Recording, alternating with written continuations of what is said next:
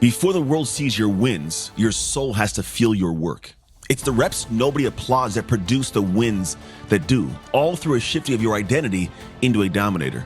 This is all done in the dark every single day.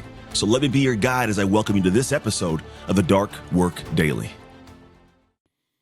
We're talking about the two-faced monster now, and it's going to sound weird to say it that way, but what I have noticed is there are a lot of people that show up in some area of their life, career, their fitness, how they make money, maybe how they show up in, their friendships. But then what happens is they're strong in one spot. The other spots of their life, not so much. I mean, how many times do you hear the story of the guy or the girl who's so work-focused, business-focused, their phone's always in their ear, they neglect their children, they neglect their spouse, neglect their health, and they make all the money and they find out they have no body, they can walk around and they're sick, or their spouse and their kids don't love them, and now they have nothing to do with the money, they share it with just themselves, and it's empty. You buy a car, you drive around by yourself, no one to share it with. A big house that's empty with no laughs, no kids, no giggles, no love. How often does it happen, Because truthfully, career-focused dominators who just do that or some area where they're focused, they become submitters in other areas of their life, in their relationships, in their health, their emotional life, and all these little areas. And what happens is I want you to stop and confront this imbalance. I want you to start thinking about if your spouse has been telling you you're not present enough. If your kids have been telling you that they miss you, they just want your time, listen to them. I'm telling you from personal experience. At one point in time, I was so focused on this industry. I wanted to be a great speaker. I wanted to be known. I wanted to have a big room, a bunch of people, and I can dream real big, and I can make dreams come true. But here's the problem. I was so focused on life and the future and the career I was building now that I would wake up every morning, get right on my computer, headphones in. I spend the whole day working on the computer. And then from there, I'd go to Starbucks and leave. And I would come get the kids and I'd come back home. At the dinner table, phone in my hand, the dinner table, texting, talking, complaining. I'm just doing some stuff, right? As soon as we're done with dinner, back on the couch, laptop in hand till I went to bed. I didn't have any presence at home. I was present, but not present, like my wife didn't know me, my kids didn't know me, and I have everything fall apart. I found myself at one point focused on my gym business before. My gym was always the gym. Let me go to work, deal with this thing. I want to build the business, do this great stuff. I was never home. Next thing I know, my marriage falls apart. I end up getting divorced. I'm legitimately suicidal in my life. Why? Because I'd been focused on career, but nothing else was in place. I was a complete submitter in every other part of my life. And it caused the darkest days of my humanity and my experience. I grew up in foster care. I was beaten, starved, put in shopping carts, pushed down hills, made to lick the bottom of shoes. But I found myself in my late 20s in the darkest days of my life, questioning if I want to continue this journey. All because I hadn't been able to look at where I needed to become a dominator in all areas of my life, all facets of my life. So your dark work mentality, that dominator's identity, it doesn't mean anything if it only shows up in one area of your life. It means nothing if it's just one thing. It's why they say the way you do one thing is the way you do everything. I don't believe it's 100% true. I believe the way you do one thing should be the way you do everything. Because you could, and do one thing, be great in how you focus on your work, stuff you do. But doesn't mean you're going to be a great parent at home. Doesn't mean you're going to be dialed in your health. How many people we know that are wealthy and fat, out of shape, uncomfortable, can't fit in their clothes?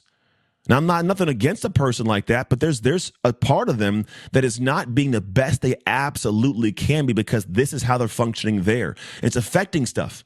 Attractiveness from the other person in their life, their energy levels to play with their kids and take trips, the ability to look like you can be believed in what you talk to. Because when I realized looking at you that you can't control what goes in and out of your mouth, I don't know if I can completely believe that you can control what you're talking to and producing the results you're promising me. And it's crazy to say it this way. It may not sound good to some folks, but it's a truth. It's not a fun truth. I can talk to it. I got to 250 pounds. I got videos, I can pictures, I can show you what I was trying to convince myself I was fine. I had this beard, I had this back, which it just was gross. My wife rolls over one day and goes, "Ooh, you're tight." She pointed out that I was so big, that wasn't who I was, so big that it was like my skin was tight, not the way it should be. And I looked at myself and I go, this isn't Anthony. This isn't relaying the kind of person that I know I'm supposed to be. I'm on videos lying to the world about how get after it and do stuff, and I'm not getting after it. Like, I had to stop and look in the mirror and go, "You're incongruent, Ant. You're being a submitter in your health." And I went on a tear. I did 75 hard. I locked in. I got dialed in. And I've been on that same journey for a long time now because I realized this. That is not just a gift to myself. It's a gift to everybody that I affect. Every life I touch, every client I have, every friendship I have, everybody, my neighbors. It matters because when I can be out in the world and feel joy and comfort in my body, I can be more to the rest of the world. I can give more to the rest of the world. If I don't do that, I can't be that. You have to look at your life and be honest about where you're at in all aspects, and then you have to find someone who can poke you and go, hey, wake up, cut it out, stop being that way. And be honest, not just say it because they want to be mean and point something out, but like privately do it because they care about your body, about your health, about your marriage, about your career, about your finances. There's people in your life that care about you, and you think just because they say something you don't want to hear, they don't care about you. That's not how it is. Sometimes genuine love is telling you what you need to hear to make your life better so your life is better. It doesn't benefit me to say these things except for the fact that I know I could impress upon you something to change your life. It doesn't actually change my life when you change yours. But I care about people because I realize what life can be, what it can look like for you, what you can experience in life. And if you just step back for a moment and start getting gritty with it and structuring it, I know it may not seem easy to you. I'm just being honest. Like, I know that the way that I do things, it's not the norm for folks. It's not a day-to-day. And I didn't start this way, though. I built into it. What I try to do is build people into what I'm talking about, step by step, brick by brick, day by day. A lot of it starts with just doing a structural base of what we do in our dark work experience. But that little pocket of space, it's not just to feel good about yourself. It's not just to be able to say, I accomplished a thing. I wrote something down. It's to do stuff. So you look in the mirror and go, you did that.